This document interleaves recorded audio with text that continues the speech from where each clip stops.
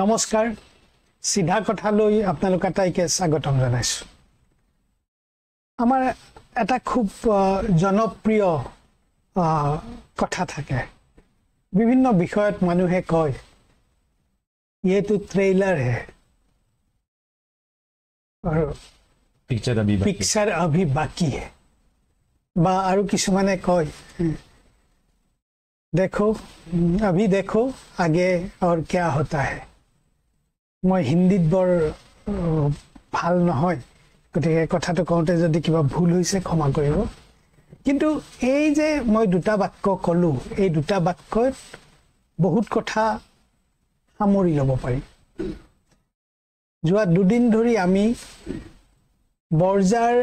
বৰজাৰৰ লোকপ্ৰিয় গোপীনাথ বৰদলৈ বিমানবন্দৰ যেটো বিমানবন্দৰ এতিয়া পুঁজিপতি গৌতম আদানীৰ কোম্পানীয়ে পৰিচালনা কৰি আছে আৰু প্ৰায় 50 বছৰৰ কাৰণে হেতু চৰকাৰে গৌতম আদানীৰ হাতত তুলি দিছে সেই বিমানবন্দৰটো সম্প্ৰসাৰণ কৰাৰ কাৰণে বিভিন্ন সময়ত সেই অঞ্চলৰ ৰাইজৰ পৰা ভূমি অধিগ্ৰহণ কৰা হৈছে অৰ্থাৎ তেওঁলোকৰ মাটিবোৰ এই বিমানবন্দৰৰ নামত গৌতম আদানীৰ কোম্পানীয়ে অধিগ্ৰহণ কৰিছে শেহতীয়াভাৱে বিমানবন্দৰৰ সমীপতে এখন এৰো সিটি অৰ্থটো হ'ল এনেকুৱা যে বিভিন্ন অত্যন্ত ব্যস্ত যিবোৰ বিমানবন্দৰ য'ত প্ৰতি মুহূৰ্তত আন্তঃৰাষ্ট্ৰীয় বিমান অৱতৰণ কৰে বা তাৰ পৰা বেলেগ বেলেগ দেশলৈ বিমান যাত্ৰা আৰম্ভ হয় অত্যন্ত ব্যস্ততা এতিয়া দিল্লী কলিকতা চেন্নাই হায়দৰাবাদ বেংগালুৰু এই ধৰণৰ বিমানবন্দৰবোৰ তেনেকুৱা ব্যস্ত বিমানবন্দৰ য'ৰ পৰা আন্তঃৰাষ্ট্ৰীয় পৰ্যায়ত দিন ৰাতি সকলো সময়তে বিমানৰ যাত্ৰা অব্যাহত থাকে তেনেকুৱা এটা বিমানবন্দৰত কিছু হা সুবিধাৰ দৰকাৰ হয় যেনে যদি এটা ৰাতি 50খন আন্তঃৰাষ্ট্ৰীয় বিমান আহিলে তেনেহলে সেই বিমানখনৰ যিবোৰ ক্ৰু মেম্বাৰ আমি যাক এয়াৰ হোষ্টেজ কওঁ বা পাইলট কওঁ এই ধৰণৰ মানুহবোৰ তেওঁলোকক ৰাতিটো কৰবাত ৰখাব লাগে বা সেই বিমানত এখন দেশৰ পৰা এখন দেশলৈ যাব খোজা যিবোৰ যাত্ৰী বিমান যাত্ৰী সেই বিমান যাত্ৰীবোৰে নিখাটোৰ কাৰণে হয়তো কোনবা এটা বিমানবন্দৰত কটাব লাগে আৰু তেওঁলোক যদি কটাব লাগে তেনেহলে তেওঁলোকক হোটেল লাগিল হোটেলৰ লগতে তেওঁলোকৰ খাদ্যৰ কাৰণে হোটেল লাগিল হোটেল মানে মই ৰেষ্টুৰেণ্টৰ কথা কৈছো বা কিছু মাৰ্কেট লাগিল মাৰ্কেট যেনে মল আজিৰ তাৰিখত মাৰ্কেটৰ একেবাৰে আধুনিক সংস্কৰণটো হৈছে মল এই বস্তুবোৰৰ হা সুবিধাৰ কাৰণে আৰু বিভিন্ন হা সুবিধা আছে এই হা সুবিধাৰ কাৰণে এৰো সিটি বুলি এখন এটা বিশাল এৰিয়া এটা তেওঁলোকে বিমানবন্দৰৰ তত্ত্বাৱধানত এই বস্তু থাকে গুৱাহাটীত তেনেকুৱা এখন এৰো সিটি বনোৱাৰ প্ৰস্তাৱ লোৱা হৈছে শেহতীয়াভাৱে আমি ইতিমধ্যে বাতৰি প্ৰকাশ কৰিছো যে 3খন গাঁৱৰ বৰজাৰ বিমানবন্দৰৰ সমীপৰ 3খন গাঁও আজাৰা গৰল আৰু মিৰ্জাপুৰ নামৰ গাঁওখনৰ সৰ্বমুঠ 1126টা পৰিয়ালক ইতিমধ্যে জাননী দিয়া হৈছে যে তেওঁলোকৰ থকা ঠাইবোৰ তেওঁলোকে খালি কৰি দিব লাগিব জিলা কৰ্তৃপক্ষক জিলা প্ৰশাসনক তাৰে যিগৰাকী সাৰ্কল অফিচাৰ বুলি চক্ৰ বিষয়া বুলি কোৱা হয় এই চক্ৰ বিষয়া গৰাকীয়ে এই মাটিটো সমজি ল'ব আৰু এই 3খন গাঁৱৰ মানুহৰ এই মাটিখিনি কিন্তু AIDCক দিয়া হ'ব আসাম ইণ্ডাষ্ট্ৰিয়েল ডেভেলপমেণ্ট কৰ্পোৰেচন আৰু এই AIDCয়ে সেই মাটিখিনি বিমানবন্দৰ কৰ্তৃপক্ষক তেওঁলোকে হস্তান্তৰ কৰিব এইবোৰ এটা প্ৰচেছত এনেকৈ মাটিবোৰ তেওঁলোকে অধিগ্ৰহণ কৰাৰ পৰিকল্পনা কৰিছে মনত ৰাখিব 3খন গাঁৱৰ 1126টা পৰিয়ালক ইতিমধ্যে জাননী প্ৰেৰণ কৰা হৈছে মই কালি সাৰ্কল অফিচাৰ গাঁওবুঢ়া এইবোৰৰ লগত কথা পাতিছিলো ক্ৰছ কাৰেণ্টত আপোনালোকে সেইবোৰ দেখিছেও এতিয়া কথাটো হ'ল এই যদি অত্যন্ত জৰুৰী হয় বিমানবন্দৰৰ সমীপৰ গাঁৱৰ মানুহে ইতিমধ্যে 5 বাৰকৈ 1960 চনৰ পৰা 5 বাৰকৈ বিমানবন্দৰৰ নামত বা বিমানবন্দৰৰ লগত জড়িত বিভিন্ন বিষয়ৰ কাৰণে তেওঁলোকে 5 বাৰকৈ তেওঁলোকৰ ভূমি কৃষি ভূমি বা তেওঁলোকৰ যিমানখিনি মাটি বাৰী আছে সেইবোৰ তেওঁলোকে 5 বাৰ 60 চনৰ পৰা এবাৰকৈ 5 বাৰ বিমানবন্দৰৰ নামত এই মাটিখিনি দিছে শেহতীয়াভাৱে এটা আন্তঃৰাষ্ট্ৰীয় বিমানবন্দৰত এটা কানেক্টিং ৰোড এটা লাগে বিমানবন্দৰৰ লগত সংযোজিত আৰু তাৰ পিছত মূল পথৰ লগত জড়িত এটা পথ নিৰ্মাণ কৰিব লাগে এই পথ নিৰ্মাণৰ কাৰণেও মিৰ্জাপুৰ গড়ল আৰু সামগ্ৰিকভাৱে আজাৰা অঞ্চলৰ ৰাইজে ভূমি এৰি দিবলগীয়া হৈছে আটাইতকৈ গুৰুত্বপূৰ্ণ কথাটো হ'ল যে এই যে ভূমি এৰি দিব লাগে ভূমি এৰি দিলে সেই আইন অনুসৰি এই ভূমিৰ গৰাকীয়ে কিছু সেই ভূমিৰ কাৰণে মূল্য পায় যাক আমি ক্ষতিপূৰণ বুলি ক'ব পাৰোঁ ক্ষতিপূৰণ পাব লাগে আৰু এই ক্ষতিপূৰণটো আইন অনুসৰিয়ে ৰাজহ বিভাগৰ কিছুমান নিয়ম কানুন আছে এই নিয়ম কানুনৰ মতেই তেওঁলোকে ক্ষতিপূৰণ পাব লাগে শেহতীয়াভাৱে যিখিনি কথা পোহৰলৈ আহিছে সেয়া হ'ল এই পৰ্যন্ত এই যে ধাৰাপুৰৰ পৰা VIP লৈকে যিটো ৰাস্তা বনাই থকা হৈছে এইটো 8 লেন বুলি কোৱা হৈছে এই ৰাস্তাটোৰ কাৰণে সেই অঞ্চলৰ মানুহে তেওঁলোকৰ মাটিবোৰ এৰি দিবলগীয়া হৈছে কিন্তু এই এৰি দিবলগীয়া হোৱাৰ পিছতো চৰকাৰে এই পৰ্যন্ত তেওঁলোকক কিন্তু এই মাটিৰ মূল্যটো আদায় দিবলৈ সমৰ্থ হোৱা নাই তাৰ কিছু কাৰিকৰী কাৰণ আছে তাৰ কাৰিকৰী কাৰণটো হ'ল যে সেই মানুহবোৰে সেই মাটিৰ যিটো আমি ৰিক্লাছিফিকেশ্যন বুলি কোৱা যায় এই ক্লাছিফিকেশ্যন মতে মাটিৰ মূল্যটো চৰকাৰী হিচাপে নিৰ্ধাৰণ কৰা হয় আৰু এই চৰকাৰী হিচাপে নিৰ্ধাৰণ কৰোঁতে 3-4টা পৰ্যায়ত এই মাটিবোৰক মানে ধৰা হয় যেনে এটা কৃষি ভূমি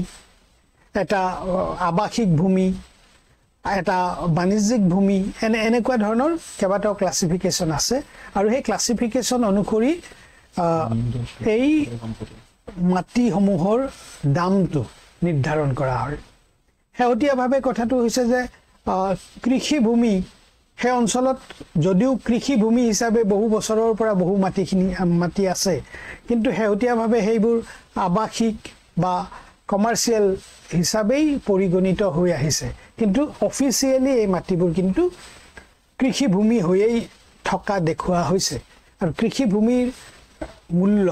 চৰকাৰী হিচাপত খুব কম আৰু সেইবাবেই সেই অঞ্চলৰ মানুহে ন্যায়ালয়ৰ দ্বাৰস্থ হৈছে তেওঁলোকে যাতে প্ৰকৃত মূল্যটো লাভ কৰিব পাৰে ন্যায়ালয়ৰ দ্বাৰস্থ হৈছে ন্যায়ালয়ে কথাটোত হস্তক্ষেপ কৰিছে চৰকাৰ আৰু বিমানবন্দৰ কৰ্তৃপক্ষক তেওঁলোকে কৈছে যে গোটেই বিষয়টো নিষ্পত্তি নোহোৱালৈকে আপোনালোকে তাত কাম নকৰিব কাম আগনবঢ়াব কিন্তু জানিব পৰা গৈছে তাত কেইবাবাৰো ন্যায়ালয়ৰ এই নিৰ্দেশ ভংগ কৰা হৈছে মানুহৰ ঘৰ ভাঙি দিয়া হৈছে বা তেনেকুৱাকৈ মাটি কাঢ়ি লৈ যোৱা হৈছে তাৰ পিছত প্ৰায় 3-4 বাৰ তেনেকুৱা ঘটনা ঘটিছে যোৱা এই এটা বছৰৰ ভিতৰত এটা বছৰ নহয় প্ৰায় এই যোৱা 6-7 মাহৰ ভিতৰত ন্যায়ালয় আৰু অলপ কঠোৰ হ'ব লগা হৈছে কিন্তু তাৰ পিছতো আৰু এটা ডাঙৰ কথা মই যেটো কথা প্ৰথমতেই কৈছিলোঁ আগে আগে দেখো হতা হে কিয়া এই যে এৰো চিটিৰ কথাটো আহিছে এটা শেহতীয়াভাৱে বিভিন্ন কথা তথ্য পোহৰলৈ আহিছে 2017 চনত ভাৰত চৰকাৰৰ এইটো প্ৰজেক্ট আছিল তেতিয়া অসমৰ সৰ্বানন্দ সোণোৱাল চৰকাৰক এই প্ৰস্তাৱটো ভাৰত চৰকাৰৰ সেই সময়ৰ মন্ত্ৰী জয়ন্ত সিনহাই দাখিল কৰিছিল আৰু চৰকাৰক জনোৱা হৈছিল যে এই এৰো চিটি প্ৰকল্পৰ কাৰণে প্ৰায় 6000 বিঘা ভূমি দৰকাৰ হ'ব আমি যে 3খন গাঁৱৰ কথা কৈছো আজাৰা গড়ল আৰু মিৰ্জাপুৰ তাত কালি মোক আজাৰা ৰাজচক্ৰৰ চক্ৰ বিষয়া এগৰাকীয়ে জনোৱা মতে 436 বিঘা 436 বিঘা তেওঁলোকে ইতিমধ্যে চিনাক্ত কৰিছে আৰু ইতিমধ্যে সেই চিনাক্ত কৰা অনুসৰিহে এই তিনিখন গাঁৱৰ মানুহক জাননী প্ৰেৰণ কৰা হৈছে অৰ্থাৎ 6000 বিঘা ভূমি পাবলৈ চৰকাৰ বা বিমানবন্দৰ কৰ্তৃপক্ষ বা পুঁজিপতি গৌতম আদানীক এতিয়াও বহু মাটিৰ দৰকাৰ হ'ব একবাবে পুনৰ কৈছো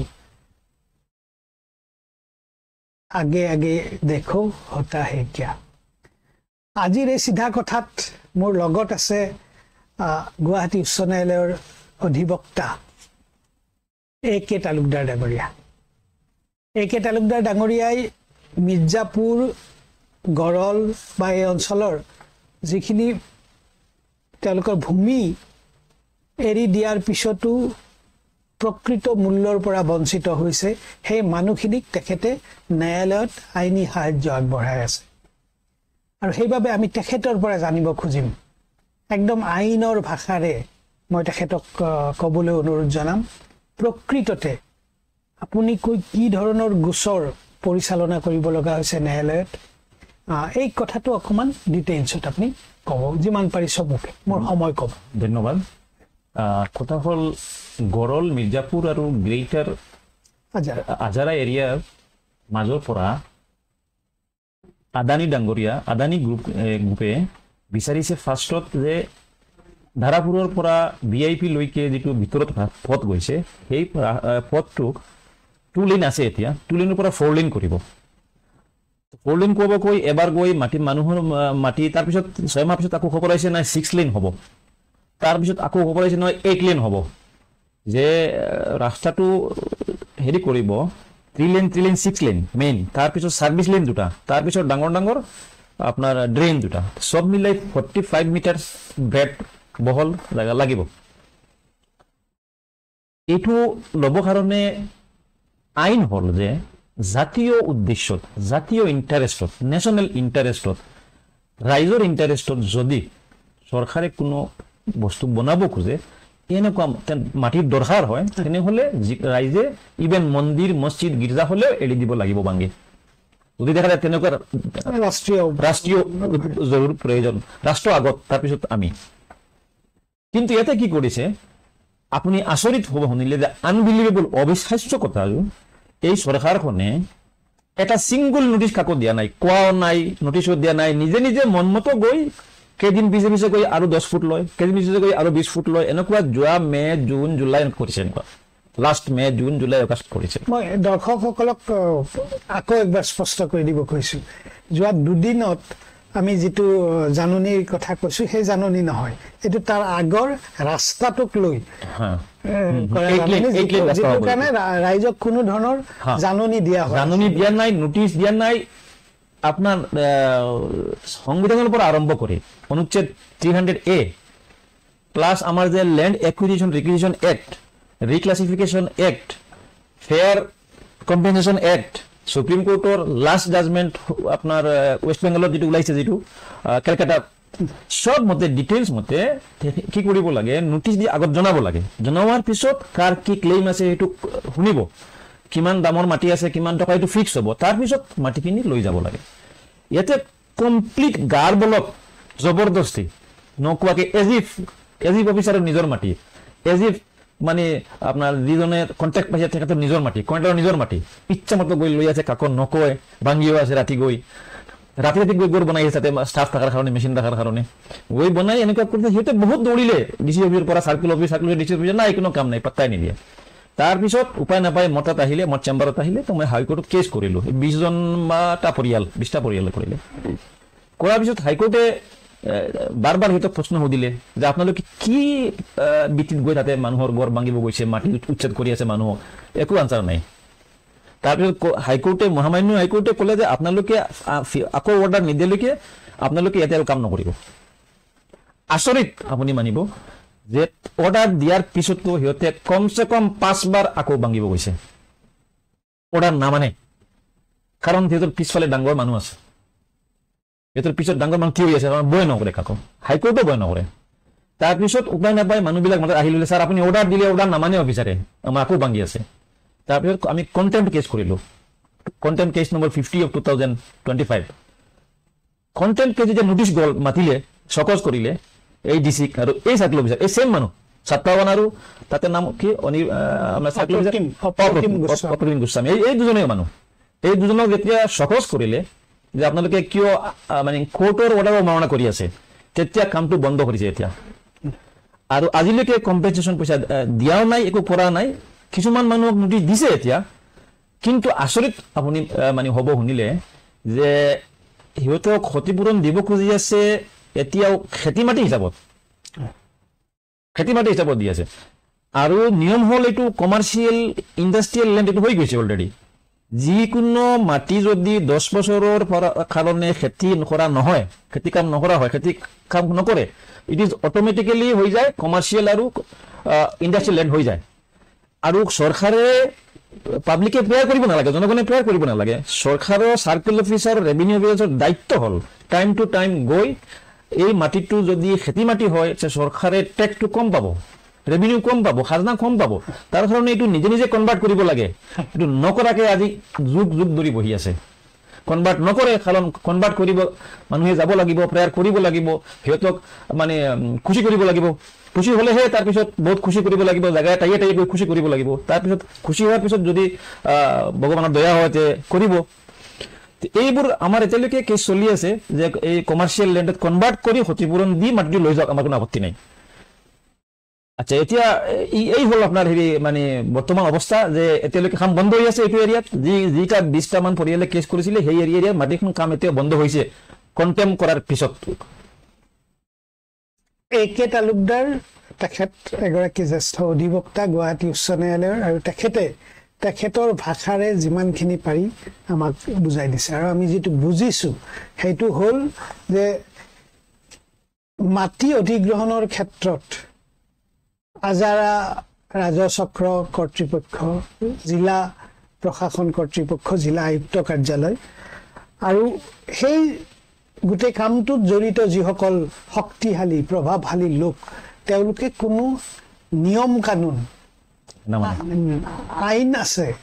এই গোটেই কামবোৰ কৰিবলৈ এখন আইন থাকে, আইনৰ বহুত ধাৰা থাকে, বিভিন্ন ধৰণৰ কথা থাকে। সকলো পক্ষকে কাকো অসন্তুষ্ট কৰাৰ দৰকাৰ নাই, সকলো পক্ষকে সন্তুষ্ট কৰি এই কামবোৰ কৰিব পাৰি। কিন্তু এই কামবোৰ কৰিব যাওঁতে যি তালুকদাৰ ডাঙৰীয়া ইতিমধ্যে কৈ গৈছে, সেই এটা বৰ গুৰুত্বপূৰ্ণ কথা তালুকদাৰ ডাঙৰীয়াই কৈছে যে প্ৰায় প্ৰত্যেক বছৰে ৰাজহ বিভাগৰ মানুহে, বিশেষকৈ চাৰ্কল অফিচাৰজনে তাত গৈ বা তেওঁৰ বিভাগীয়ভাৱে তেওঁ যাক নিযুক্ত কৰে সেই মানুহবোৰে গৈ সেই এৰিয়াত তেওঁলোকে ছাৰ্ভে কৰিব লাগে, এই মাটিখিনি কৃষি কামত জড়িত হৈ আছে নে নাই। আৰু 10 বছৰ যদি সেই জড়িত নহয়, তেনেহ'লে অট'মেটিকেলি তেওঁলোকে বা কৰ্তৃপক্ষই তাক সেই মাটি টুকুৰাক, যদি কৃষি ভূমি আছিলে কৃষি ভূমিৰ পৰা অনা কৃষি ভূমি বাণিজ্যিক বা ৰূপান্তৰ কৰিব লাগে, ৰূপান্তৰ বা কনভাৰ্ট কৰিব লাগে, টেক্সটো বঢ়াব লাগে, টেক্স চৰকাৰৰ ৰেভিনিউটো বঢ়াব লাগে। আটাইতকৈ ডাঙৰ কথাটো হৈছে যে যদি এটুকুৰা মাটি সুদীৰ্ঘ কাল মানে অনাকৃষি কামত ব্যৱহাৰ হৈ আছে, তেনেহ'লে কৃষি কামত ব্যৱহাৰ হোৱা মাটিৰ যিটো খাজনা, তাৰ পৰা চৰকাৰে যিটো ৰাজহ পাব লাগে, তাতকৈ অনাকৃষি ভূমিৰ ৰাজহটো বেছি, অৰ্থাৎ চৰকাৰে ৰাজহটো বেছি পাব পাৰে। সেই কামটোৱে হোৱা নাই, অৰ্থাৎ চৰকাৰে আওপকীয়াকৈ নিজৰ ৰাজহ লোকচান কৰিছে। কিন্তু এতিয়া মানুহখিনিক সেই একেদৰে এতিয়া মানুহখিনিক তেওঁলোকে কৃষি ভূমিৰ মূল্য দিব ওলাইছে। কৃষি ভূমিৰ মূল্য, মই তালুকদাৰ ডাঙৰীয়া এই গোটেই হেৰিটোত ভূমিৰ যিটো মূল্য হয় এনেকুৱা মানে কৃষি মানে খেতি মাটি বুলি ক'লে যিমান হ'ব তাতকে আপোনাৰ ইণ্ডাষ্ট্ৰি বা কমাৰ্চিয়েল বুলি ক'লে 4 times 5 times বেছি হ'ব। তো 5 times বেছি হ'ব। তাৰপিছত আপনাৰ এইটো এনালাইজ কৰি স্টাডি কৰি কিমান টকা হ'ব এইটো ফিক্স কৰি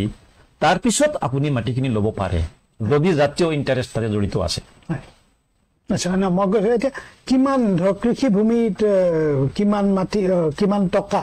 ক্ষতিপূৰণ হিচাপে বা কৃষি ভূমিৰ মূল্যটো কি ধৰণে মানে কিমান নিৰূপণ কৰা হয় এইটো এতিয়া বৰ্তমান যিটো আছে লিষ্ট এটা আছে মোৰ লগত সৰু এটা লিষ্ট আছে যিটো ৰানিং অৱস্থাত আছে আপোনাৰ এগ্ৰিকালচাৰেল সাইট লাহিতলি হলে 45 লাখ পার বিঘা শালিতলি হলে 43 লাখ পার বিঘা জলাতন হলে 30 লাখ পার বিঘা আদার ক্যাটাগরি 40 লাখ পার বিঘা এতিয়া কৃষিভূমি এতিয়া থাকে আপনার কাটা চলি আছে 1.5 কোটি কটা 1.5 কোটি 5 কটায় আপনার bigha equal to means 7.5 crore real value এতিয়া রিয়েল ভ্যালু মানে মার্কেট ভ্যালুর পৰা যদি 4 টাইমস দিব লাগে নিয়ম হল 4 টাইমস দিব লাগে তো 4 টাইমস দিব হলে 7.5 into 4 is equal to 29 lakhs 29 crore হ'ব লাগে সেই জায়গাত কিমান দিব খুজি আছে 45 লাখ 30 লাখ দিব খুজি আছে এইটো তাৰ এইটো ৰেট বহাইছে তো এই মানুহবিলাকে তো মানে যিখিনি বিক্ৰি কৰিলে আজি মাটি পাব তাতকে বহু কেইগুণা কম মান পইচা দিব বিজেপি চৰকাৰে আৰু সেই কম দিব কাৰণে খেতি মাটি বনাই থৈ দিছে আৰু যদি খেতি মাটিৰ পৰা আপুনি এটা কমাৰ্চিয়েল বনাব খোজে তে আপোনাৰ অফিচাৰ সকলক খুশি কৰিব লাগিব দৌৰিব লাগিব আপোনাৰ চপ্পল ছিঙিব লাগিব তাৰপিছত যদি কিবা হয় তে হ'ব এইটো এটা অত্যন্ত গুৰুত্বপূৰ্ণ কথা তেখেতে যেটো কথা কৈছে আমি তেখেতক এই কাৰণে আজি আমন্ত্ৰণ জনাইছো যে ইতিমধ্যে 1126টা পৰিয়ালক জাননী দিয়া হৈছে তেওঁলোকৰ ভূমি অধিগ্ৰহণ কৰিব প্ৰশাসনে এৰো চিটিৰ কাৰণে যি কাৰণতে নহওক কিয় প্ৰশাসনে যেতিয়া ভূমি অধিগ্ৰহণ কৰিব এইবোৰ ম্যাদী পট্টাৰ মাটি গতিকে এই মাটিৰ কাৰণে চৰকাৰে ক্ষতিপূৰণ দিব লাগিব বা এই মাটিৰ মূল্যটো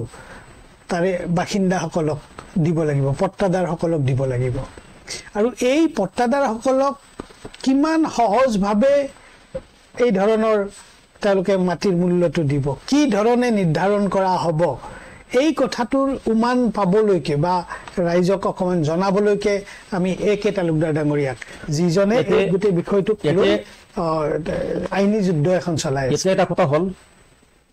আপোনাক ক'ব খুজো এৰো চিটি ফাৰ্ষ্ট কি যে এয়াৰপোৰ্ট সম্পৰ্কিত এটা টাউনশিপ হ'ব এটা সিটি হ'ব এটা টাউন হ'ব এইটো ক'ত হয় এইটো এনেকুৱা জায়গাত হয় যত আপোনাৰ বহুত ফ্লাইট ডেইলি ইন্টাৰনেশনাল ফ্লাইট আছে বেলেগ কান্ট্ৰিত যায় এতিয়া এজন মানুহ গুৱাহাটীত নামিছে কালি সিংগাপুৰৰ পৰা অহা কালি যাব তেখেতে আকৌ লণ্ডন তেতিয়া এই মানুহজন ৰাতি থাকিব লগা হৈছে ওচৰত এটা বাল হোটেল থাকিলে বাল হয় সিটিৰ ভিতৰত সোমাব নালাগে সিটিৰ ভিতৰত সোমালে ট্ৰাফিক জাম টাইম কষ্ট কনজেশন এইবোৰৰ পৰা বচাবৰ কাৰণে এটা সিটি বেলেগ এটা টাউনশিপ বনাই দিয়া হয় যে তাতে আমাৰ এই সুবিধা থাকিব পেসেঞ্জাৰ বিলাক এটা থাকিব ৰাতিখন থাকিব লগা হৈছে থাকিব ৰাতিপুৱা উঠি বেলেগ ফ্লাইট গুচি যাব ইন দা মিন টাইম তেখেতৰ খোৱা লোৱা টাকা বজাৰ অলপ বজাৰ টজাৰ কৰিবৰ কাৰণে দোকান খুলিব আৰু লগত পাইলট ধৰক বহুত ক্ৰু মেম্বাৰ হোষ্টেছ বিলাক ইয়াৰ হোষ্টেছ থাকিব লগা আছে ৰাতি অহাকালি প্লেন যাব আজি ৰাতি আৰু শেষ হৈছে ইয়াতে আহি এইবিলাকৰ কাৰণে এটা এৰো চিটি বুলি বনোৱা হয় আৰু যতে যতে এৰো চিটি বনোৱা হৈছে তাতে প্ৰায় 6000 হেক্টৰ 8000 হেক্টৰ 10000 হেক্টৰ নহয় সৰি একৰ 6000 হেক্টৰ 4000 হেক্টৰ লোৱা হৈছে দিল্লী মুম্বাই আপোনাৰ হেৰি বেলেগ সিটি যেটো আমাৰ ইয়াতে মাত্ৰ 2খন ফ্লাইট যায় ভুটানৰ ড্ৰাক এয়াৰ আৰু এয়াৰ এছিয়া সপ্তাহত 3 দিন বা 4 দিন সিংগাপুৰ যায় দুটা আৰু বেংকক যায় দুটা এই 4খন ফ্লাইটৰ কাৰণে এই 4খন ফ্লাইটৰ প্যাসেঞ্জাৰ কত থাকে আৰু কত থাকিব আৰু কত থাকিব এইটোৰ কাৰণে আৰু এটা কথা আপোনাৰ ইয়াতে মিসগাইড কৰি আছে মানে হৈ আছে বস্তুটো আপুনি যে কৈ আছে 400 কিমান পৰিয়াল মাত্ৰ 70 বিঘা না কিমান বিঘা নট দ্যাট সব মিলাই 2017 ৰ আপুনি মে মাহৰ সব নিউজ পেপাৰ ওলাই চাওক অল ইন্ডিয়াৰ নিউজ পেপাৰ মেইনষ্ট্ৰীম আমাৰ অসমৰ মেইনষ্ট্ৰীম নিউজ পেপাৰ ওলাই চাওক এটা ক্লিয়াৰ লিখা আছে 2000 একৰ মাটি লাগে 1 একৰ মাটি ইজ ইকুৱেল টু 3+ বিঘা 3 বিঘাতকে অলপ ওপৰত হয় এতিয়া আপুনি 2000 ইনটু 3 কৰক 3+ তে এৰাউণ্ড 7,000 বিঘা হৈ যাব। এতিয়া 7,000 বিঘা মাটি লাগিব, চিটি হ'ব, টাউন হ'ব। আপুনি 70 বিঘাটো ইনষ্টলমেণ্ট, এইটো গৰলৰ এইটো এটা ইনষ্টলমেণ্ট। এইটো মানুহক লাহে লাহে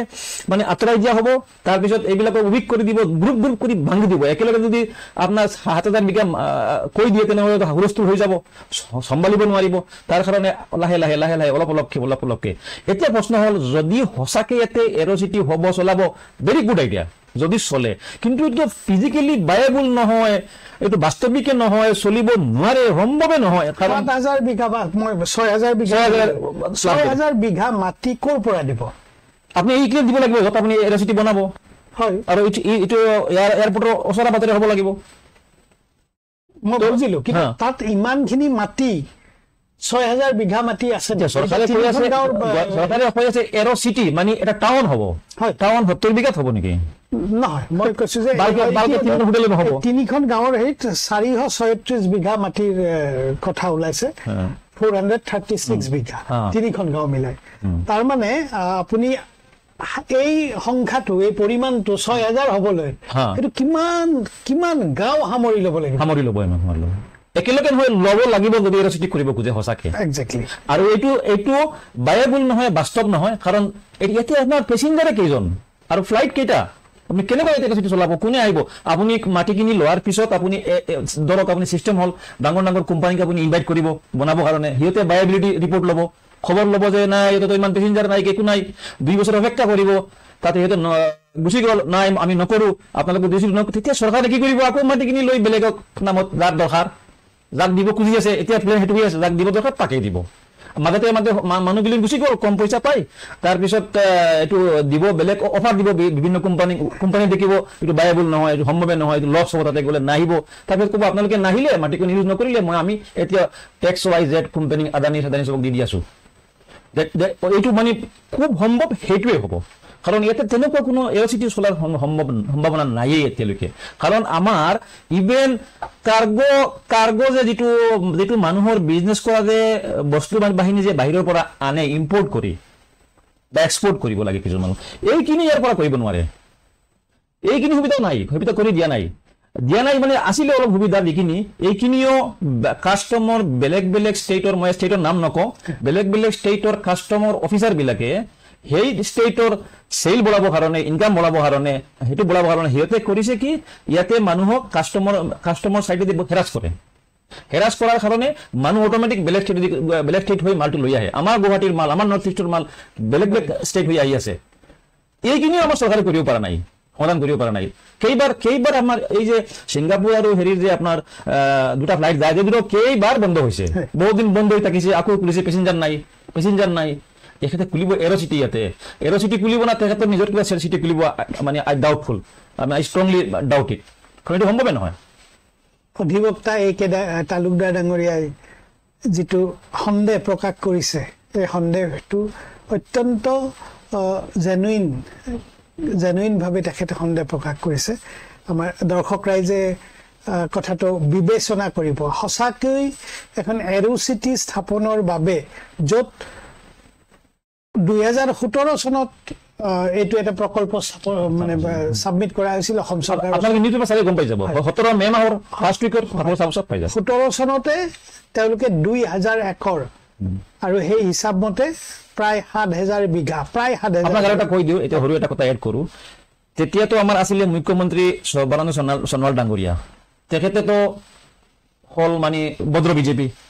এতিয়া আমাৰ যিবিলাক আমাৰ মন্ত্ৰীবিলাক চব আছে হ'ল উগ্ৰ বিজেপি, বেয়া নাপাব কোনো পাৰ্টি। মই যিটো অপিনিয়ন, পাৰ্চনেল অপিনিয়ন কৈ আছোঁ, এই ভদ্ৰ বিজেপি যেতিয়া আছিলে তেতিয়া তেখেতে দেখা পাইছে যে মানুহৰ লছ হ'ব, এইটো আনভায়েবল, এইটো এটা দুকাবাজি হ'ব মানুহৰ লগত, ৰাইজৰ লগত। সৰ্বানন্দ সোণোৱালটো বেলেগ টাইপৰ মানুহ না, বাজপেয়ী টাইপৰ মানুহটো, তাৰ কাৰণে ষ্টেটমেণ্ট টাইপ মানুহ, এনেকুৱা আমাৰ আজিকালিৰ দৰে নহয়তো। তো তেখেতে কৰিছে সেইটো আৰু আগবঢ়াই লৈ যোৱা নাই, ৰখাই দিছে সেইটো। কিন্তু বৰ্তমান আমাৰ এই উগ্ৰ বিজেপি পাৰ্টিৰ দল যেতিয়া আহিছে পাৱাৰত, এতিয়া এই ৰাইজৰ ইণ্টাৰেষ্ট নাই, এতিয়া কাৰ ইণ্টাৰেষ্ট দেখি আছে ভগৱানে জানে। ৰাইজে বিবেচনা কৰিব এই কথাটো, অধিবক্তা A.K. তালুকদাৰ ডাঙৰীয়াই কৈছে। কিন্তু তাৰ বাস্তৱ কথাটোৱে হ'ল যে সঁচা অৰ্থত এৰ'চিটি যদি সঁচাই স্থাপন কৰিব লাগে, তেনেহ'লে 6,000-ৰ পৰা 7,000 বিঘা মাটি লাগিব এইটো মিনিমাম মিনিমাম 6,000-ৰ পৰা 7,000 বেলেগ বেলেগ ফিজাৰত বহুত বেছিকে মাটি লৈছে তো এই পৰ্যন্ত জিলা প্ৰশাসনে যিসকলক জাননী দিছে তেখেতসকলৰ মাটি বাৰীবোৰ এৰি দিবলৈ সেই মাটিৰ পৰিমাণ 436 বিঘা নাই নাই নাই ফাৰ্ষ্ট ফেমিলি কৈছে 436 বিঘা কিন্তু ফেমিলি হ'ব 1126 আচ্ছা তিনিখন গাঁৱত মিলাই 436 বিঘা মাটিহে মাত্ৰ 1126টা পৰিয়ালক মানে ইম্পেক্ট কৰি 4,000 এতিয়া সেই সংখ্যাটো 6,000 বা 7,000 হ'বলৈ তেনেকুৱা কিমান গাঁও সামৰি ল'ব লাগিব এই কথাটো এটা আপোনালোকে অনুমান কৰিব আৰু সেইফালৰ পৰাই একে তালুকদাৰ ডাঙৰীয়াই আশংকা প্ৰকাশ কৰিছে যে এৰোচিটি যিটো প্ৰকল্প সেই প্ৰকল্পটো দুইফালৰ পৰা সম্ভৱ নহয় এটা হ'ল মাটি বাৰীৰ যিমানখিনি লাগে সিমানখিনিৰে সম্ভৱ নহয় দ্বিতীয় কথা যি প্ৰয়োজনত যি পৰিৱেশত এৰোচিটি এখনৰ দৰকাৰ সেই পৰিৱেশ গুৱাহাটী বিমানবন্দৰত লোকপ্ৰিয় গোপীনাথ বৰদলৈ বিমানবন্দৰত এতিয়ালৈকে হোৱা নাই মই প্ৰায় আলোচনা শেষ কৰিম আপুনি ৰাইজৰ লগত থাকি ৰাইজৰ যি ক্ষোভ বা আপুনি সেইবোৰ কোৰ্টৰ সন্মুখত উপস্থাপন কৰি আছে স্বাভাৱিকতে আপুনি ৰাইজৰ মনৰ ভাৱ হেৰি কৰিছে ন্যায়ালয়ত আপুনি ৰাইজৰ মনৰ ভাৱখিনি আপোনাৰ যোগেদি কৈছে মানুহে আপুনি কি ভাবে এই মানুহবোৰে সঁচা অৰ্থত ন্যায় পাবনে আপুনি আৰু এটা কথা বাকী আছে এতিয়া আপুনি ক'ব বাকী আছে যদি টাইম দিয়ে আপুনি কম যে এইটোতো হ'ল জাতীয় স্বাৰ্থত নহয় এইটো হ'ল ইণ্ডাষ্ট্ৰিয়েল স্বাৰ্থত ইণ্ডাষ্ট্ৰিয়েল এইটো এটা ইণ্ডাষ্ট্ৰি টাইপ হয় বিজনেছৰ খাতিৰত যদি কোনোবা এনেকুৱা মাটি ল'ব লগা হয় তেনে এইটো বেলেগ নিয়ম এইটো আৰু এক্সট্ৰা নিয়ম আছে আৰু নিয়ম হ'ল যে এলেকাৰ মানুহক মাটি কিনি মাইজক হিয়াৰিং ল'ব লাগে যে আপোনালোকৰ কিমান লাভ লছ হ'ব লোকচান কিমান হ'ব লাভ কিমান হ'ব এইটো বায়াবুল নেকি ৰাইজৰ অপিনিয়ন ল'ব লাগিব ইকলজিকেল ইম্পেক্ট ইকনমিকেল ইম্পেক্ট মানুহৰ ক্ষতি কিমান হ'ব এইটো যদি এৰচিটি কৰোঁ লাভ কিমান হ'ব আৰু লোকচান কিমান হ'ব অলৱেজ এইটো প্ৰিন্সিপল হ'ল সুপ্ৰিম কোৰ্টে কৈ দিছে হাইকোৰ্টে কৈ দিছে বিভিন্ন টাইমত কৈ দিছে যে যিটোত লাভ বেছি হ'ব মানে আৰু লছ বহুত কম হ'ব তেনেকুৱা টাইপ কৰিব লাগে আৰু ৰাইজক ফুল হিয়াৰিং দিব লাগে যদি ইণ্ডাষ্ট্ৰি পাৰপাছত হয় এইটো ইণ্ডাষ্ট্ৰি পাৰপাছ তো এইটো আৰু কৰা নিয়ম কাৰণ এইটো জাতীয় ইণ্টাৰেষ্ট নহয় জাতীয় লাভৰ কাৰণে নহয় তালুকদাৰ ডাঙৰীয়া মই আপোনাৰ কথাতে আধৰি জাষ্ট মই শেষত আপোনাক প্ৰশ্ন আপোনাৰ মতে এই গোটেই প্ৰক্ৰিয়াটোৰ অন্তৰালত আচলতে কি উদ্দেশ্যই কাম কৰিছে বুলি ভাবে এৰচিটি যিটো নাম দি আছে এইটো টোটেল ফেক এটা বাহানা নামৰ বাহানা দি মাটিখিনি টেক অভাৰ কৰিব তাৰপিছত অফাৰ কৰিব কিবা হোটেল কোম্পানী কিবা কিবি কোম্পানী অফাৰ কৰিব সিহঁতে দেখিব যে এইটো বায়াবুল নহয় ফিজিবল নহয় লছ হ'ব ইয়াতে নাহিব তাৰপিছত 1-2 বছৰ পিছত মনে মনে যাক দিব লাগে তাকে দি দিব এতিয়া আমাৰ মুখ্যমন্ত্ৰী পৰিয়ালত থাকিব না আদানী গ্ৰুপত যাব না আৰু কাৰ যাব ক'ব নোৱাৰো মই এইটো ৰাইজে বিবেচনা কৰক নিজে ৰাইজে আৰু মনিতে কৈছিলো ये एक ट्रेलर है पूरा पिक्चर अभी भी बाकी है और সেইকাৰণে কৈছো আগে আগে দেখো होता है क्या তালুকদাৰ ডাঙৰীয়া মই আপোনাক ধন্যবাদ জনাইছো আৰু আজিৰ সিধা কথা মই ইমানতে সামৰিছো ধন্যবাদ নমস্কাৰ